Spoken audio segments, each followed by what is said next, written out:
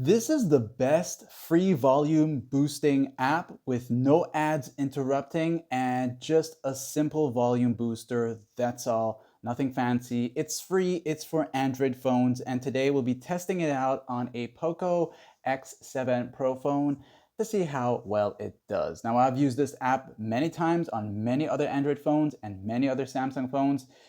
And let's do it together.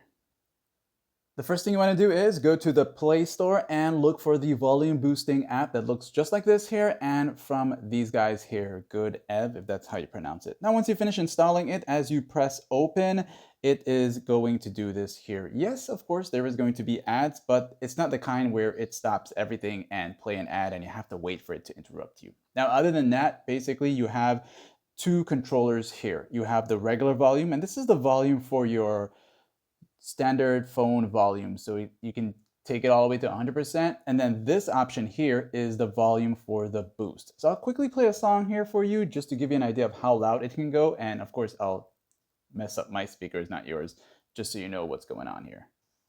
So as the song is playing, I'll bring up the standard volume here, and then we'll work our way to the booster. So adjust your volume so that it won't be loud for you, and I'll bring the mic a little bit closer so you can hear it.